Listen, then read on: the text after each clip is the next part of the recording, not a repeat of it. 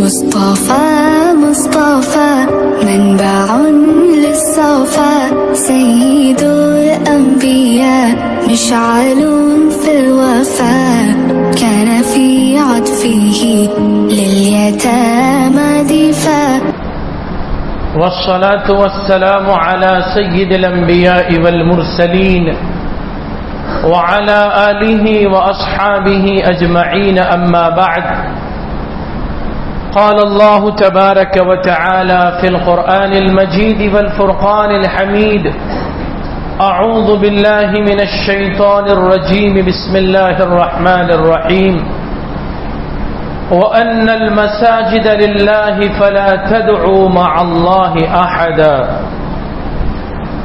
صدق الله العظيم وقال رسول الله صلى الله عليه وسلم خير البقاع بيوت الله في الأرض أو كما قال عليه الصلاة والسلام.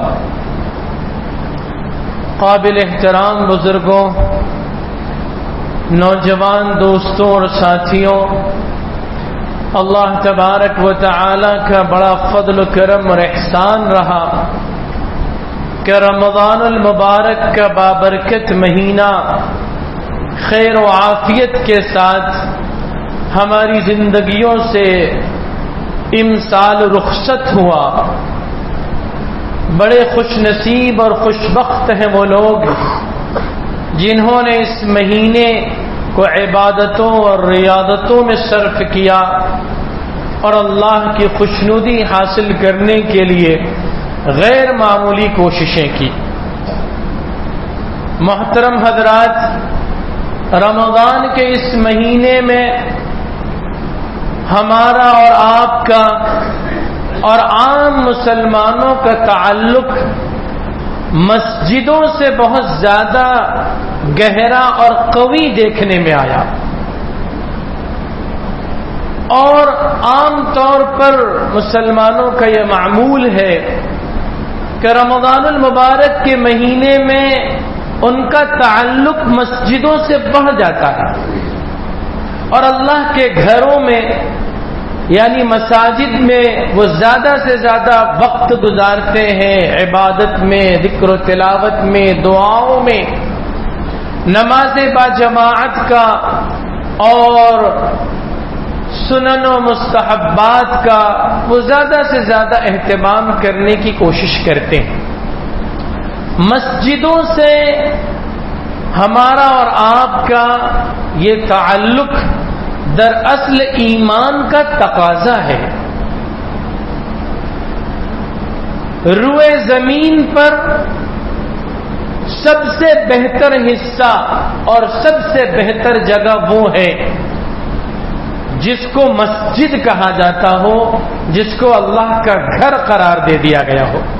رسول اللہ صلی اللہ علیہ وسلم نے اسی بات کو ارشاد فرمایا کہ خیر البقاع بیوت اللہ فی الارض، روئے زمین کا سب سے بہتر حصہ، سب سے بہتر ٹکڑا وہ ہے جو اللہ کا گھر کہلاتے ہیں، یعنی مسجدیں. مسجدیں سب سے زیادہ بابرکت، مقدس اور مبارک وہ پاکیزہ جگہ ہے.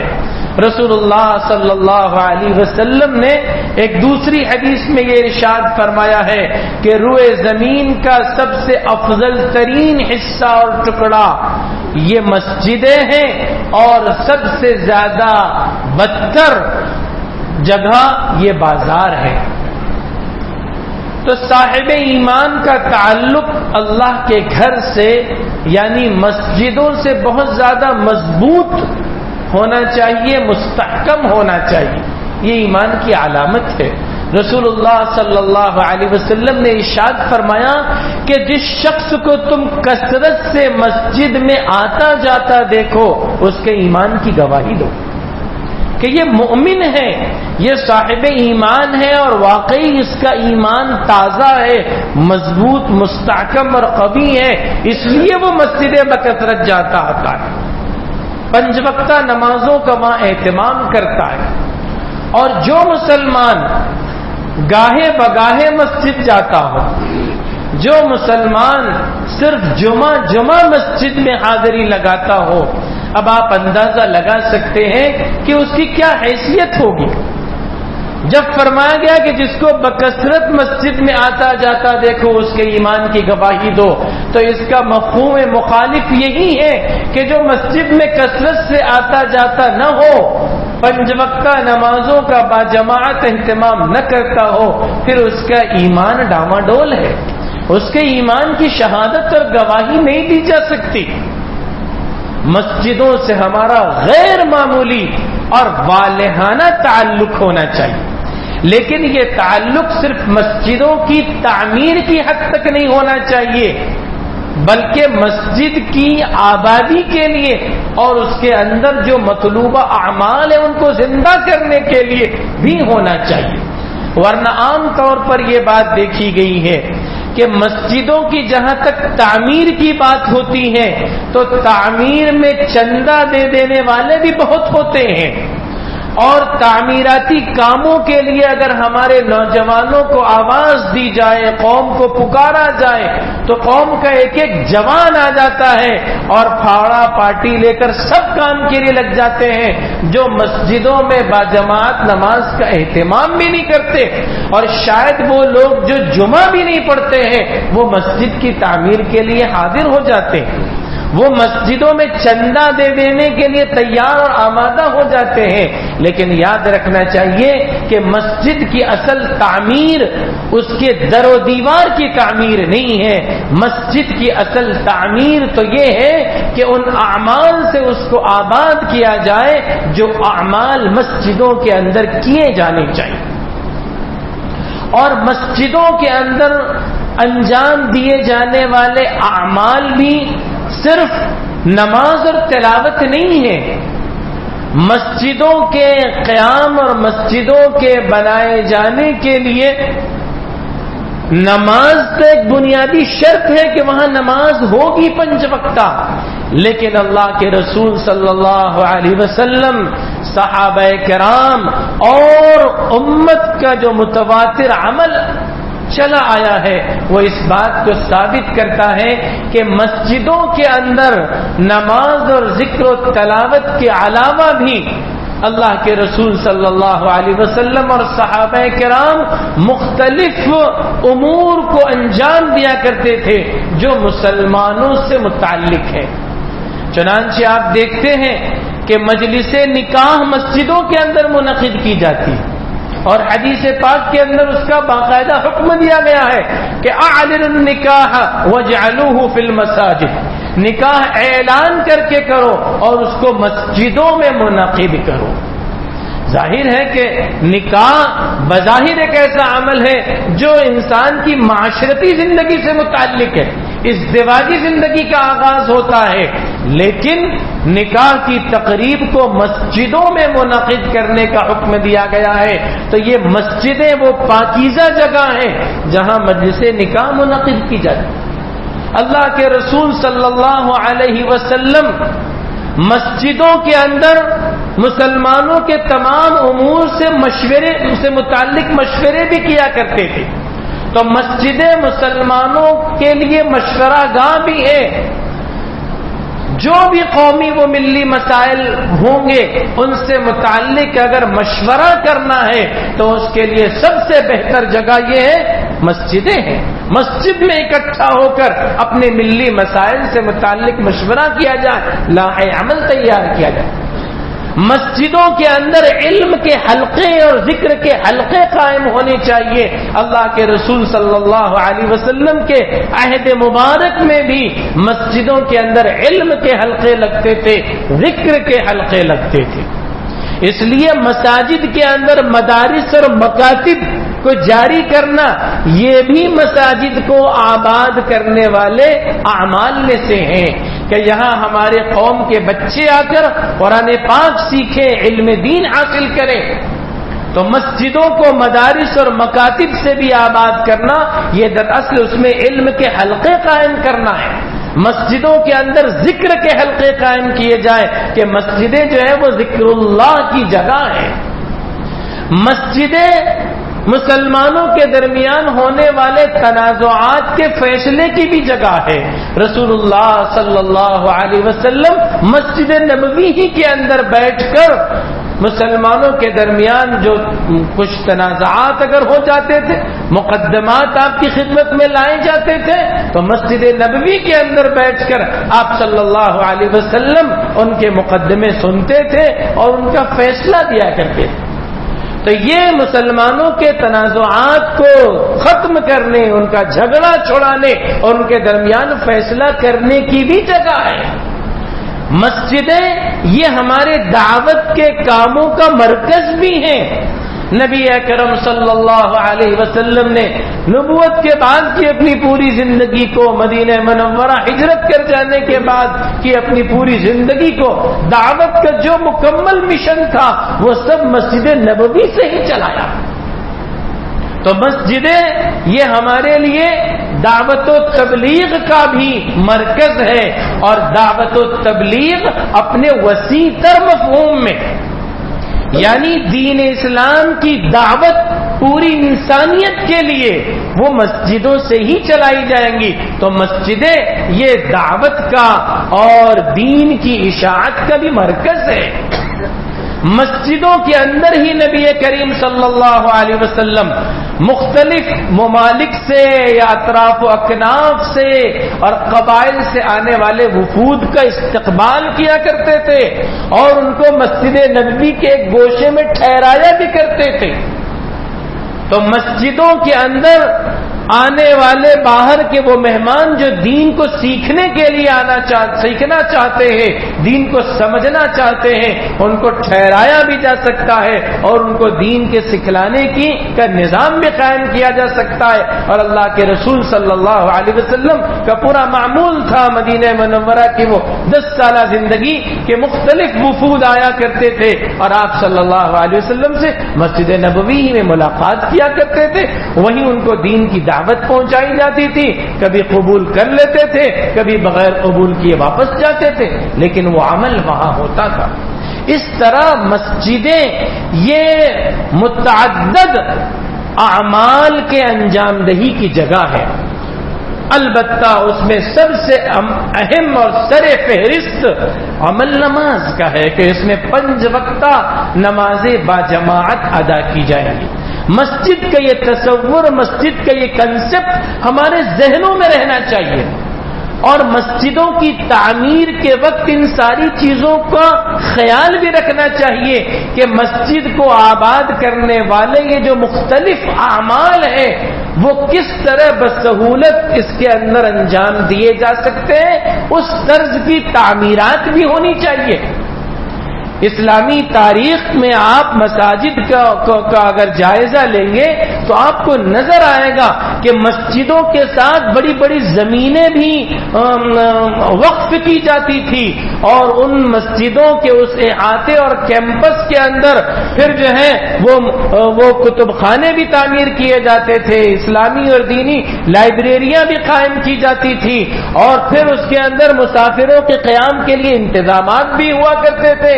امام مسجد کے لیے، مؤذن کے لیے حجرے اور فیملی کوارٹرز تعمیر کیے جاتے تھے، اور ہر طرح کے وہ انتظام ہوا کرتا تھا کہ جس سے مسجد سے متعلق جتنے اعمال ہیں ان سارے اعمال کو انجام دینا آسان ہو۔ آپ دیکھیے جتنی بڑی بڑی تاریخی مسجدیں ہیں، ان تمام تاریخی مسجدوں سے لگ کر بڑی وسیع آرادی ہوتی ہے، اور ان میں کتنے ہی حجرے تعمیر ہوتے ہیں، کمرے تعمیر ہوتے ہیں، اور مختلف مقاصد کے لیے انہیں استعمال کیا جاتا ہے۔ یہاں تک کہ بعض مساجد سے متصل ان کے احاطے کے اندر، ان کے کیمپس میں شفا خانے بھی تعمیر کیے گئے۔ لیکن ظاہر ہے کہ مسجد کا ایک حصہ جو نماز کے لیے مختص ہوتا ہے اس کی ایک شرعی حیثیت الگ ہوتی ہے۔ جو حصہ نماز کے لیے مختص ہو جاتا ہے وہ مسجد شرعی کہلاتا ہے، اور پھر اس مسجد شرعی کے آس پاس و اطراف میں اگر وسیع و کشادہ آراضی ہے تو پھر ان پر یہ ساری چیزیں تعمیر کی جا سکتی ہے۔ اس لیے وسیع و عریض اور کشادہ مسجدیں تعمیر ہونی چاہیے اور ایسے منصوبے اور پلاننگ کے ساتھ ہونی چاہیے کہ اس میں یہ تمام دعوتی، دینی، تعلیمی کاموں کو بھی اور مسلمانوں کے ملی مسائل سے متعلق جو کام ہے وہ سب انجام دیے جا سکے۔ یہ اصل مسجد کا کنسپٹ ہے شریعت مطہرہ کے اندر۔ آج ہمارے معاشرے کے اندر اس کا کنسپٹ بہت محدود ہو گیا ہے۔ ہم یہ سمجھتے ہیں کہ مسجدیں صرف نماز پڑھنے کی جگہ ہے، 10-15 منٹ کے لیے نماز پڑھنے کے لیے آئے اور اس کے بعد چلے گئے۔ اس لیے دیگر اور بہت ساری سرگرمیوں کی انجام دہی کے لیے بسا اوقات بڑے مسائل پیش آتے ہیں۔ علم کے حلقے لگانا مشکل ہو جاتا ہے، بعض جگہ تو مسجدوں کے اندر مکاتب چلانا مشکل ہو جاتا ہے۔ پتہ نہیں کیوں ذمہ داران اور ٹرسٹیوں کے دل اتنے تنگ ہو جاتے ہیں کہ وہ اس کی اجازت ہی نہیں دیتے۔ بعض مساجد کے اندر درس قرآن کا سلسلہ شروع کرنا مشکل ہو جاتا ہے۔ کیا وجہ ہے؟ درس قرآن کی مجلس یہ ایک علمی حلقہ ہے اور علم کے حلقے مسجد نبوی میں لگا کرتے تھے، تو مسجد کے اندر درس قرآن کے سلسلے کو جاری و ساری رکھنا، اس کو شروع کرنا، اس کو کون روک سکتا ہے اور کیوں روک سکتا ہے؟ مسجد دعوت و تبلیغ کے مراکز ہیں، یہاں سے دعوت و تبلیغ کا کام ہونا چاہیے۔ اگر کسی مسجد کے اندر دعوت و تبلیغ کے کام کو روکا جا رہا ہے تو یہ بڑے تعجب کی بات ہے کہ رسول اللہ صلی اللہ علیہ وسلم نے دعوت کے کام کو مسجدوں سے ہی انجام دیا اور آج ہم اس کو روک رہے ہیں۔ یہ ساری چیزوں سے متعلق ہمارا ذہن بہت وسیع اور کشادہ ہونا چاہیے۔ مسجدوں سے ہمارا غیر معمولی تعلق ہونا چاہیے۔ مسجد کی حیثیت اسلامی معاشرے میں، مسلمانوں کے معاشرے میں بالکل ایسی ہے جیسے مچھلی کے لیے پانی کی ضرورت۔ مچھلی کے لیے جس طرح پانی ناگزیر ہے، اس کے بغیر وہ زندہ نہیں رہ سکتی، ایسے ہی مسلمانوں کے محلے میں، مسلمانوں کے معاشرے اور سوسائٹی میں اگر کوئی مسجد نہیں ہے تو وہ اسلامی زندگی نہیں گزار سکیں گے، اسلامی زندگی نہیں گزار سکیں گے۔ یہ ہے مساجد کی حیثیت۔ اور اگر کوئی شخص مسجدوں کو کسی طرح بھی نقصان پہنچاتا ہے اور وہاں اللہ کا نام لیے جانے کے سلسلے میں رکاوٹ پیدا کرتا ہے، مسجدوں کے اعمال کو انجام دینے کے لیے وہ رکاوٹ بنتا ہے، تو اللہ تبارک و تعالیٰ کا ارشاد سن لیجئے کہ وَمَنْ أَظْلَمُ مِمَّنْ مَنَعَ مَسَاجِدَ اللَّهِ أَنْ يُذْكَرَ فِيهَا اسْمُهُ وَسَعَى فِي خَرَابِهَا۔ اس سے بڑا ظالم اور کون ہو سکتا ہے؟ اس سے بڑا ظالم اور کون ہو سکتا ہے جو مسجدوں کے اندر اللہ کا نام لیے جانے، اللہ کا ذکر کرنے سے روکے اور مسجدوں کو ویران کر دینے کے لیے کوشش اور سعی کرے۔ ظاہر ہے کہ جب مسجدوں کے اندر پابندیاں لگائی جائے گی، مسجدوں کے اعمال کو محدود سے محدود تر کرنے کی کوشش کی جائے گی، تو پھر وہ ایک وقت آئے گا کہ اس میں اللہ کا نام لینا مشکل ہو جائے گا، نماز پڑھنا مشکل ہو جائے گا۔ اور جو کوئی اس طرح کی کوشش کرے گا کہ جس کے نتیجے میں مسجدیں ویران ہو جائیں، تو اللہ فرماتے ہیں کہ وہ سب سے بڑا ظالم ہے، اور ظالم کو اللہ بخشتے نہیں ہے۔ ظالم کو اس کے ظلم کی سزا دنیا کے اندر مل کر رہتی ہے۔ جو لوگ مسجدوں کو ویران کرنے کی کوشش کرتے ہیں، مسجدوں کو کسی بھی طرح سے نقصان پہنچانے کی کوشش کرتے ہیں، ان کو ان کا انجام دنیا ہی کے اندر نظر آ جاتا ہے۔ اس لیے ہماری اپنی ذات سے مسجدوں کو کبھی کوئی نقصان نہیں پہنچنا چاہیے، اور نقصان سے مراد صرف در و دیوار کا نقصان نہیں ہے۔ یہ تو کوئی مسلمان نہیں کرتا کہ مسجد کی دیوار توڑ دے، اس میں شغاف پیدا کر دے یا اس کو ڈھا دے، منہدم کر دے، لیکن مسلمان ہی مسجدوں کے اندر نزاعات پیدا کرتے ہیں، جھگڑے پیدا کرتے ہیں، انتشار برپا کرتے ہیں، خیر کے کاموں کو اور وہاں کے اعمال کو روکنے کی کوششیں کرتے ہیں، اس میں اختلافات برپا کرتے ہیں، جس سے مسجد ویران ہونا شروع ہو جاتی ہے۔ پھر اس جھگڑے اور انتشار کے باعث نہ جانے کتنے لوگ وہاں نماز پڑھنا چھوڑ دیتے ہیں، دوسری مسجدوں کا رخ کر لیتے ہیں، تو یہ بھی وسعا فی خرابیہا کے ضمن میں آئے گا۔ کہ مسجدوں کو نقصان پہنچانے کے لیے اس نے سعی اور کوشش کی.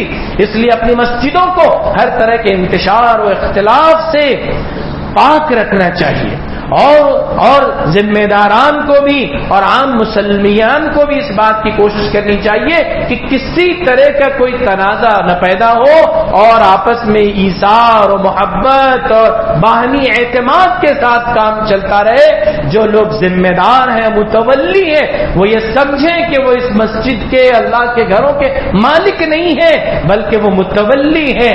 اللہ نے ایک بڑی ذمہ داری ان کو سونپی ہے اور کل ان کو اللہ کی بارگاہ میں حساب دینا ہوگا کہ اللہ کے گھر کے تم متولی تھے تو اس گھر کو آباد کرنے کے لیے کتنی فکریں کی اور اس کو ویرانی سے بچانے کے لیے کتنی کوششیں کی.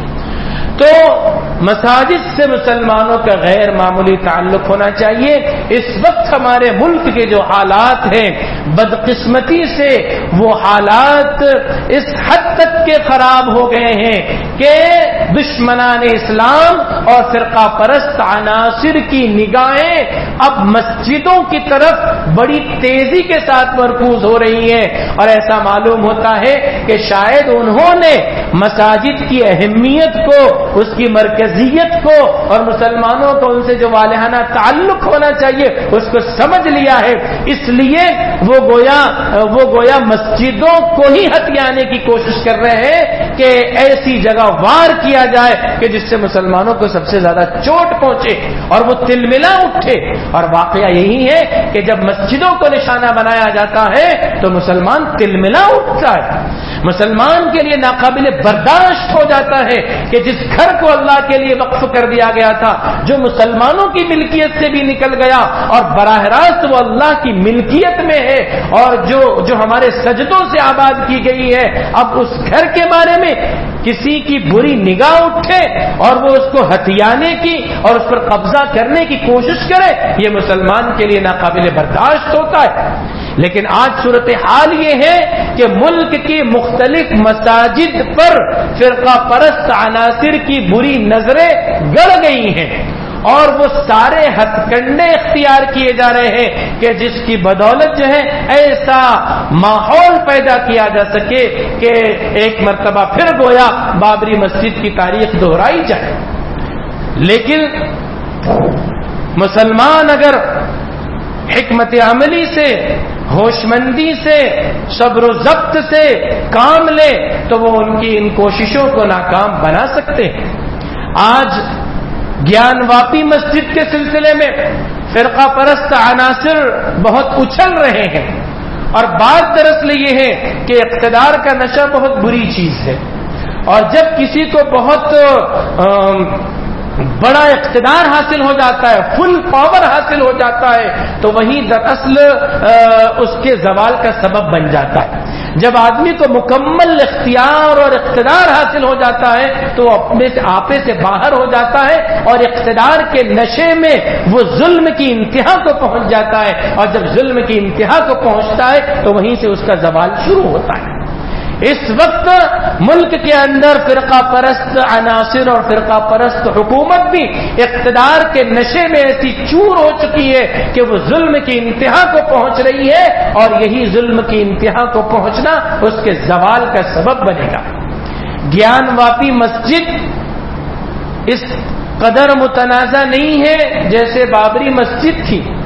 اس کا معاملہ کلیئر کٹ ہے, اور تاریخی شواہد سے یہ بات معلوم ہوتی ہے کہ یہ مسجد اکبری دور میں بھی موجود تھی, اور اکبری دور سے کتنے پہلے تعمیر ہوئی اس کا تو کوئی قطعی اندازہ نہیں لگایا جا سکتا, لیکن اکبری دور میں مسجد موجود تھی.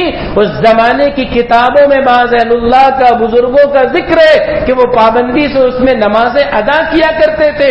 اور برادران وطن فرقہ پرست عناصر کہہ رہے ہیں کہ اورنگزیب عالمگیر نے مندر کو توڑ کر اس مسجد کو تعمیر کیا تھا, جبکہ اورنگزیب عالمگیر اکبر کے پر پوتے ہیں, اور ان دونوں کے درمیان 1 صدی سے بھی زیادہ کا وقفہ ہے, 100 سال سے بھی زیادہ کا وقفہ ہے.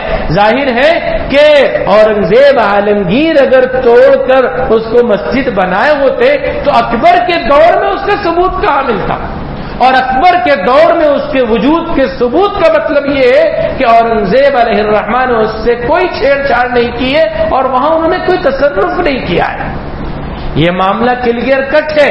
لیکن بات یہ ہے کہ جب حکمرانوں کی نیت خراب ہو جاتی ہے تو پھر دلیل و حجت کام نہیں آتی, بے سروپا کی باتیں چل پڑتی ہے.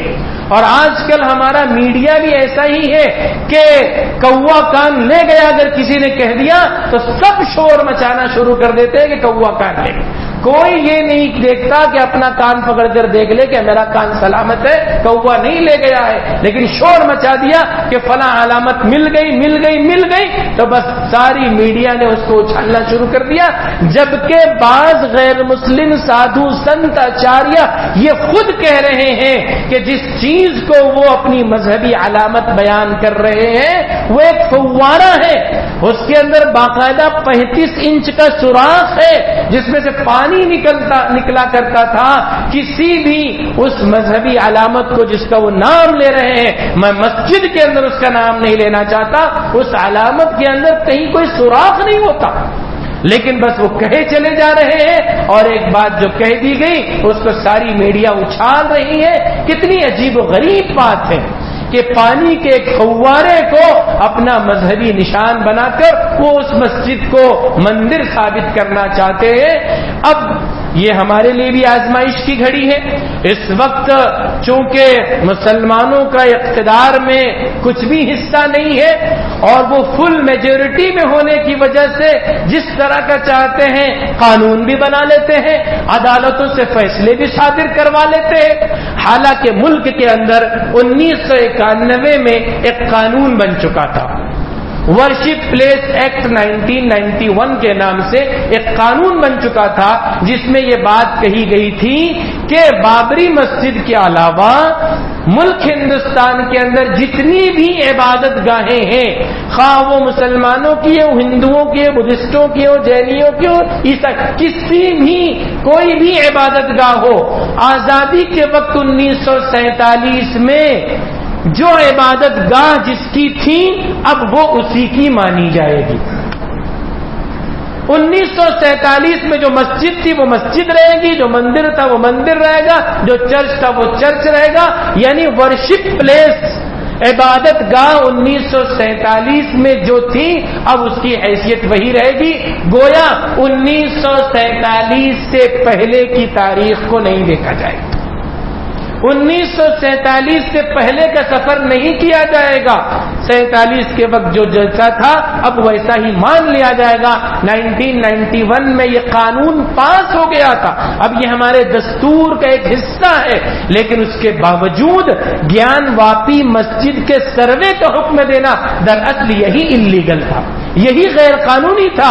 اور انہوں نے اس غیر قانونی عمل کے ذریعے سروے کرا کے, ویڈیوگرافی کرا کے, فوٹو لے کر اس کو عام کر کے ایک افواہ اڑا دی, اور اب وہ ایک جو ہے ڈیبیٹ کی شکل اختیار کر گیا, ایک مباحثے کی شکل اختیار کر گیا. اور نہ جانے کب تک کہ اب یہ معاملہ عدالتوں کی نظر ہوتا رہے گا. جبکہ قانون کو اگر دیکھا جائے تو بالکل صاف بات ہے 1947 میں گیان واپی مسجد کا کوئی تنازع نہیں تھا, وہ مسجد تھی. اس لیے اب قانون اور دستور ہند کی رو سے بھی وہ مسجد ہے, کوئی اس کے بارے میں مطالبہ نہیں کر سکتا کہ وہ اس کو واپس لے. مسلمان بھی کسی مندر کے بارے میں یہ دعویٰ نہیں کر سکتے کہ وہ مسجد تھی تو اس لیے اس کو ہمیں واپس کیا جائے. یہ فیصلہ ہو چکا ہے, قانون بن چکا ہے. لیکن جن لوگ اب قانون کی رعایت کرنے کے لیے تیار نہیں ہیں وہ اقتدار کے نشے میں چور ہو کر ظلم کی انتہا کو پہنچ رہے ہیں. یہ گیان واپی مسجد کے بارے میں بھی آپ کو گیان ہونا چاہیے, ہم کو بھی ہماری تاریخ سے وابستہ رہنا چاہیے, اس کے متعلق مطالعہ کرنا چاہیے. گیان واپی مسجد کا نام نہیں ہے, گیان واپی دراصل اس محلے کا نام ہے, اس محلے کا نام ہے. گیان کے معنی علم ہوتے ہیں, واپی کے معنی کنویں کے ہوتے ہیں سنسکرت زبان میں. اس محلے کے اندر ایک کنواں ہے جس کنویں کو ہندو قوم ایک مقدس کنواں مانتی ہے اور اس کو علم کا کنواں قرار دیتی ہے, تو اس کو گیان واپی کہا گیا. اب محلے کے نام سے مسجد کا نام پڑ گیا اور یہ ہمارے معاشرے میں رائج ہے, پرانے زمانے سے رائج ہے. قصاب باڑہ کی مسجد تو قصاب باڑہ تو مسجد ہے, محلے کا نام ہے, مسجد کا نام تھوڑی. محلوں کے نام پر مسجدوں کے نام پڑ جاتے. ابھی ہم مجلے گاؤں گئے تھے, وہاں ایک اشوک نگر مسجد ہے, اشوک نگر مسجد. اب اشوک نگر محلے کا نام ہے. اب وہ کہیں کہ بھائی اشوکا تو ہمارا بادشاہ تھا, ہندوؤں کو بہت بڑا بادشاہ تھا, مقدس تھا, وہ بھگوان بھی مان لیتے ان کو, تو کیا اشوکا نگر کی مسجد اب جو اشوکا کی مسجد ہو جائے گی؟ نام محلے کی وجہ سے پڑا ہے, اس کا اپنے ایک مستقل وجود تھا مسجد کا, اور وہ باقی رہنا یہ انصاف کا تقاضا ہے. لیکن بہرحال مسلمانوں کو چوکنا رہنا چاہیے اور اپنی مسجدوں کی حفاظت کے لیے انہیں زبردست اقدامات کرنے چاہیے. مسجدوں کی حفاظت کا ایک ذریعہ یہ بھی ہے کہ مسجدوں کو رجسٹر کروا لیا جائے, اوقاف میں اس کو درج کرا دیا جائے. اوقاف میں جو مسجدیں درج ہو جاتی ہیں تو پھر وقف کا قانون ہے 1995 کا امینڈمنٹ کے بعد, اور پھر 2005 میں بھی اس میں امینڈمنٹ ہوا, ان سب کی روز سے وہ بالکل محفوظ ہو جاتی ہے کہ یہ وقف کی زمین ہے, یہ مسجد اب وقف کی زمین ہے. اگر مسجد وقف کی زمین ہے اور اس میں رجسٹر ہے تو اس زمین سے متعلق مقدمہ عام عدالتوں میں نہیں جا سکے گا, بلکہ اس کے بارے میں اگر کوئی تنازع ہوگا تو صرف وقف بورڈ اس کو سنے گا اور وہاں کی عدالت اس کا کیس ہینڈل کرے گی. اس لیے مسجدیں جو رجسٹر نہیں ہے اوقاف میں, ان کو اوقاف میں رجسٹر کرا لینا چاہیے. تمام قانونی ضابطے پورے کرنے چاہیے, حساب کتاب اور آڈٹ پورا رکھنا چاہیے, تاکہ ہماری مسجدیں جو ہے قانون کی رو سے بھی محفوظ رہیں. اب جب کوئی ظلم کی انتہا پر آ جائے گا تو الگ بات ہے, لیکن ہمارا کام ہے. اور متنازع فی جگہ پر کبھی مسجد نہیں بنانا چاہیے جب تک کہ مسجد کی زمین ہمارے مسلمانوں کی ملکیت میں نہ آ جائے, اس وقت تک کہ اس پر مسجد تعمیر نہیں کرنا. کسی بھی متنازع فی جگہ پر اور کسی بھی سرکاری جگہ پر, نزول کی جگہ پر, اوپن اسپیس کی جگہ پر مسجد کبھی تعمیر نہیں کرنا چاہیے. یہ چیز بعد میں چل کر نزاع اور جھگڑے کا سبب بنتی ہے. اس لیے مسجدوں سے متعلق ہمیں بہت چوکنا اور محتاط رہنا چاہیے. مسجدوں سے ہمارا تعلق بہت زیادہ مضبوط اور والہانہ ہونا چاہیے, اور اگر کہیں کوئی غیر آباد مسجد ہے تو ان مسجدوں کو آباد کرنے کی فکر کرنا چاہیے. یہ مستقبل کے اعتبار سے انتہائی ضروری ہے. اللہ تبارک و تعالی ہم سب کو توفیق عطا فرمائے. وآخر دعوانا الحمد